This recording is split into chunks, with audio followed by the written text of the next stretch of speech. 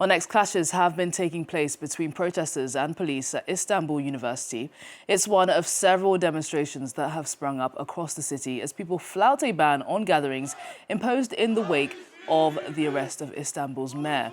Ekrem Imamoglu from the country's main opposition party was detained on charges of corruption and aiding a terrorist group. His Republican People's Party say the arrest of President Erdogan's top rival is politically motivated.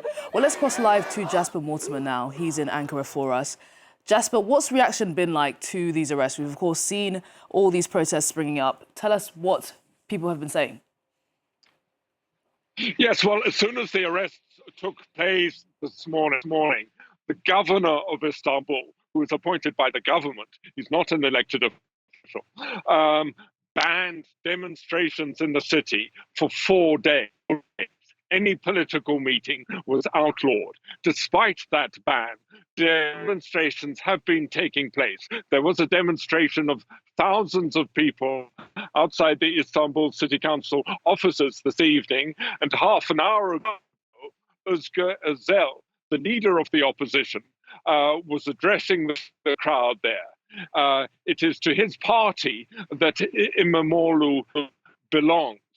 Imamoglu was charged on bribery, forgery, membership of a criminal organization, even having links to the PKK, the Kurdish insurgency group. His wife, Dilek Imamoglu, told the press today one can only laugh at such charges. And it seems that half of the electorate that votes against Erdogan certainly believes Dilek's assessment of these charges.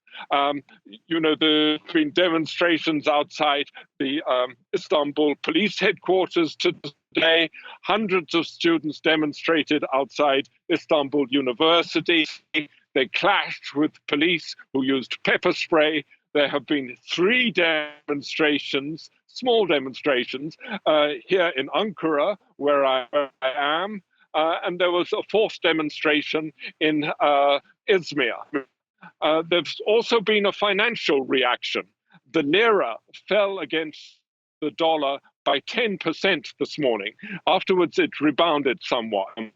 The stock exchange index ended down on yesterday's level by 6.7%. Well, Jasper, just talk us through some of the context to all of this. Why the uproar? Well, the context of this is the prospect of early elections. The next elections are due in 2028. But to run in those elections, President Recep Tayyip Erdogan would have to change the constitution, which limits a president to only 2 terms of office. Now, Erdogan doesn't have the votes in parliament to change the constitution, but he can avoid having to do that if he calls early elections in which he would be able to run. And he is expected to do that. But no date for these early elections have been announced. In the last election held in Turkey, local elections in March last year, for the first time, Erdogan's party finished 2nd in the national vote. The main opposition party, whose rally was outside the Istanbul City Council offices this evening, the CHP, that finished 1st.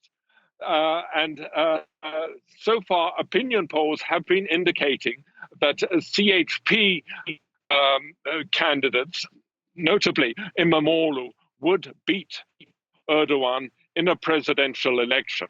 However, Erdogan has phenomenal staying power. He has come from behind in opinion polls leading up to previous elections and won the election.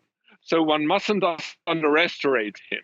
But today's moves against the opposition, because he didn't only arrest Imamoglu, he arrested 83 other people as well.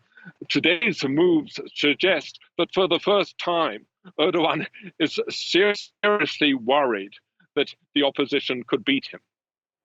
Jasper, thank you so much for bringing us up to speed there. Jasper Mortimer reporting live from Ankara. Next.